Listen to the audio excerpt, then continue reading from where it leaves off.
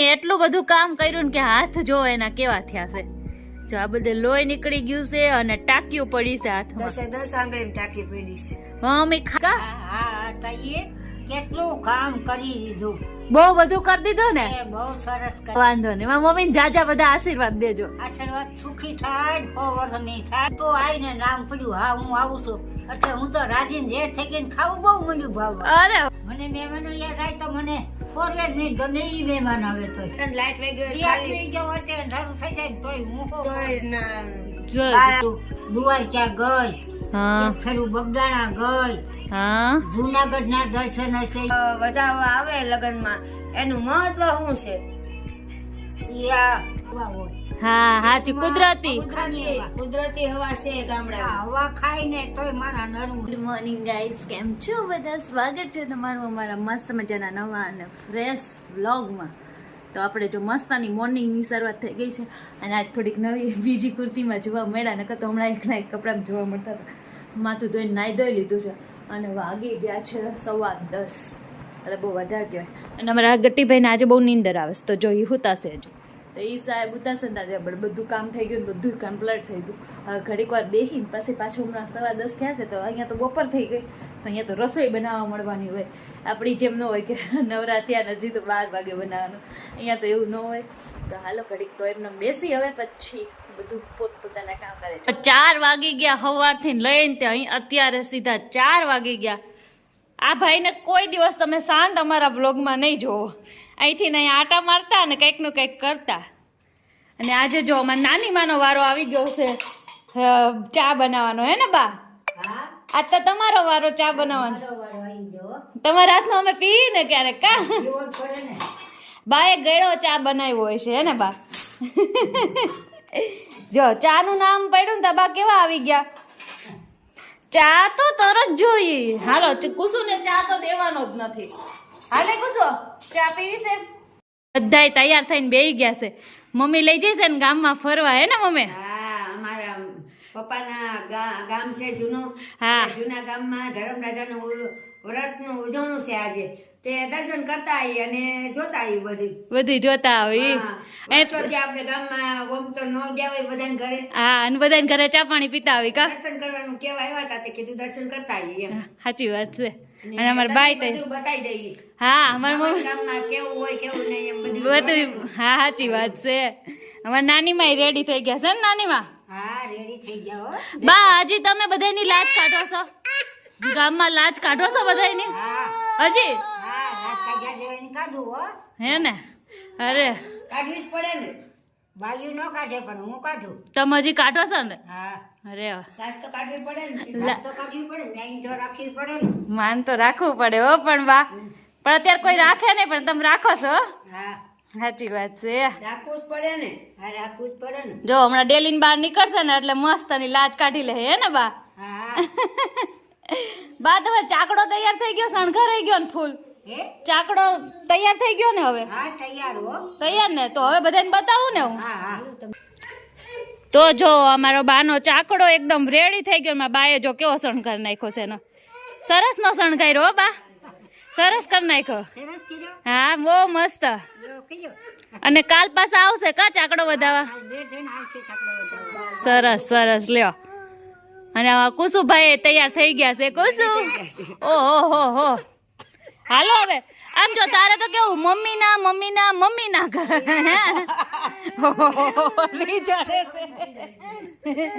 હાલો હવે જઈ આવી, બધા ગામમાં જઈ આવી. જો બધા નવા કપડા પહેરીને તૈયાર થઈ ગયા છે. હાલો હાલો.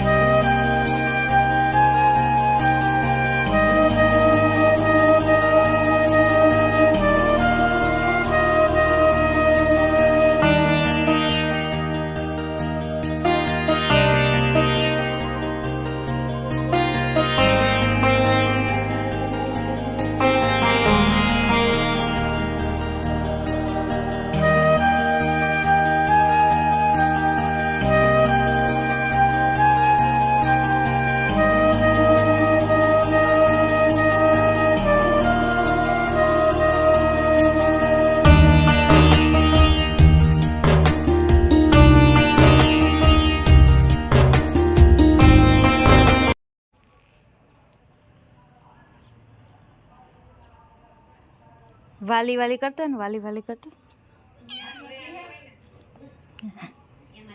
હા કરતો હા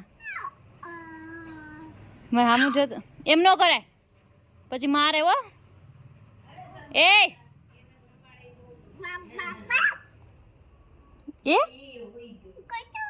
કોઈ છે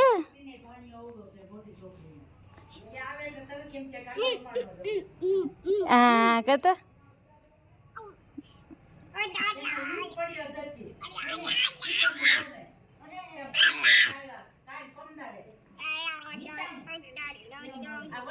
અને બધે જઈને આવ્યા ને તો આખા ગામમાં વહી ગઈ લાઇટ. અહીંયા લાઇટની તો પ્રોબ્લેમ રહેવાની જ છે.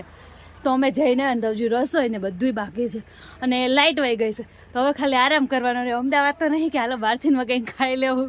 અહીંયા તો લાઇટની રેટ કરવાનું. જો આખું બધું અંધારું લાગે છે. ઓલી છે ને કોક ટ્રેક્ટર જાય છે એનું છે આખું ગામ અંધારું. ખાલી ચાંદા મામાનો પ્રકાશ આવે છે બીજું કાંઈ નહીં. અંધારું થઈ ગયું છે. ભાઈ ખાલી ઘરે હોય ત્યારે જ તોફાન કરે એવું કઈ છે નહીં. કેમ કે બહાર જાય ને ડબલ તોફાન કરે. અને અહીંયા જો નાની ઘરે કેટલા તોફાન કરે છે એ ખાલી તમે જો અમે બધાય નવરા થઈ ગયા ને ત્યારે જો એને કેટલું આ બધું કર્યું. અને અત્યારે હવે શાંતિથી હવે એને પરાણે અમારે ફોન દઈને બેહાડવો પડ્યો. કેટલા તોફાન કર્યા પપ્પા?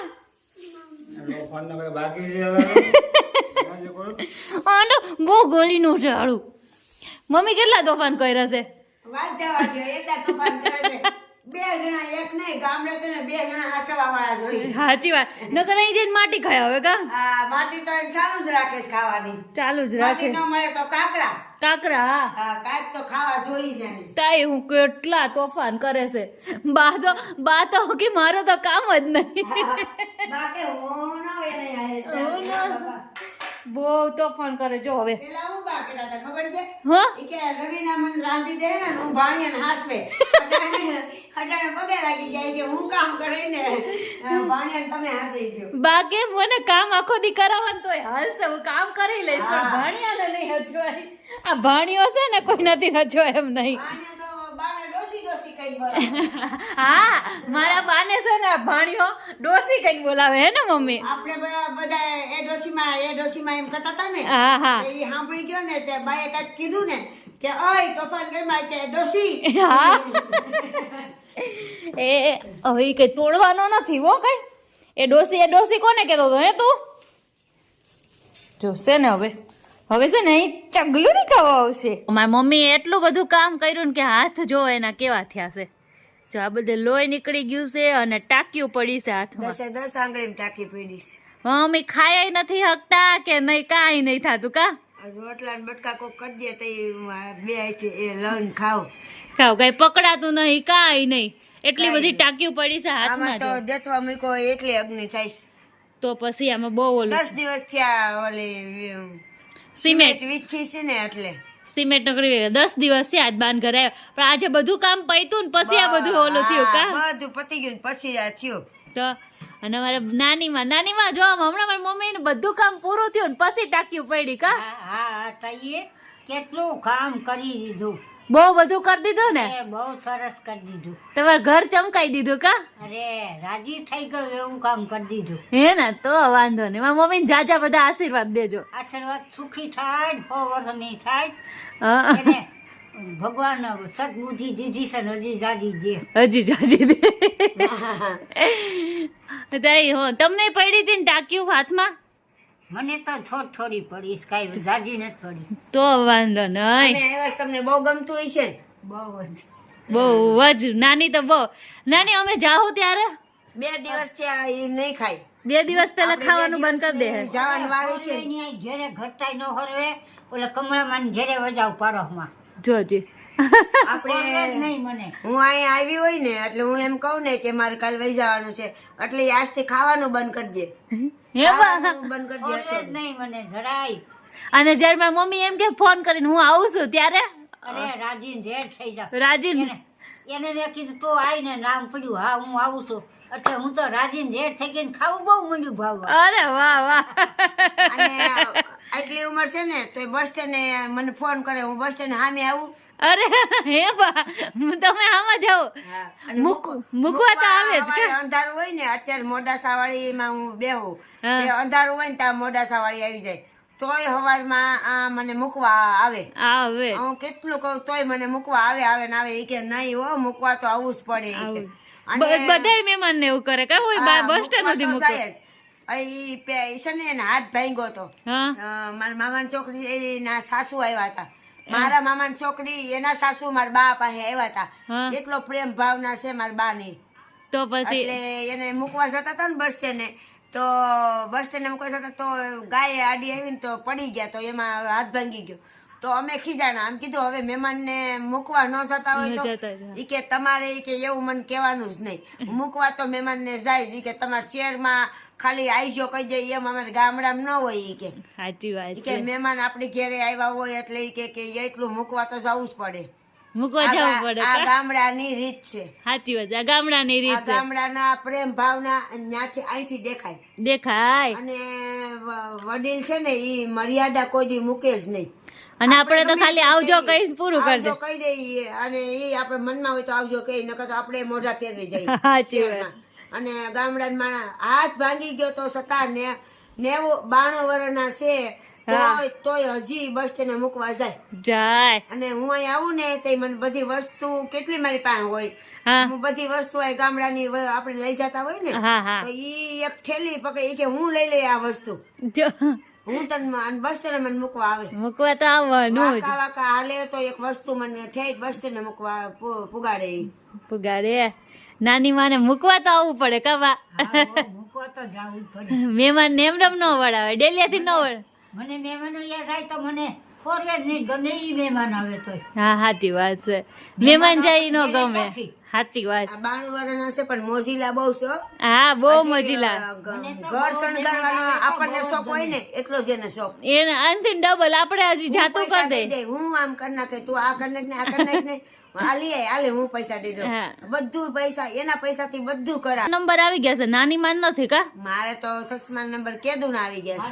હું તો અંધારે હો પર નાની માને અંધારે હો પરવી લે. હા, એને અટન લાઈટ વઈ ગયો ખાલી ગયો હોય તે અંધારું થઈ જાય ને તોય હું તોય બા પરવી દે. અને આપણે તો પૂર મારે નંબર આવી ગયા છે. થોડું દેખાતું જ નથી. તો મારે આવી ગયા છે નંબર. બાને હજી નથી આવ્યા. બોલો. બાને જો કાન હારા, આખું હારી, પગ હારા, શરીર હારું, એટલે ઉપાધિ નહીં કાબા. દવાવું નથી ખાધ્યું જરાય. હા, એટલે આ તાજા મજા સવા તમે. સવારે બાને શિરામણ કરવા જોયું હો. હવારમાં 3 રોટલી ખાઈ જાય. આ એના પ્રતાપ છે. સવારનું શિરામણ નથી મૂકતા ને એટલે બપોરે એને 4 રોટલી ખાવા જોઈ. એટલે અને શાંતિથી ખાય અને શાક ને રોટલી સિવાય બીજું કઈ ખાય જ નહીં. અને અમાર જેવાનું એટલે તો પગ નથી હાલતા, હાથ દુખે છે એવું થાય. વાહ, ખાતા નહીં ને મેગી ખાઈ ને એટલે કાબા આપણું ખાણું. અને ગામડા માણસ સાદું ભોજન ખાય છે ને એટલે નરવાય છે. પેલાના ખોરાક કેવા હતા? અડદની દાળ, જાગ બાજરા રોટલા ને એવું. અત્યારે એવું કોઈને ભાવતું નથી. અત્યારે અમે પીઝા ના રોટલા ખાઈ. તમે પીઝા ના રોટલા ખાઈ. આપણે સુલાના રોટલા કેવા સરસ ને એવું બધું વયું ગયું હવે.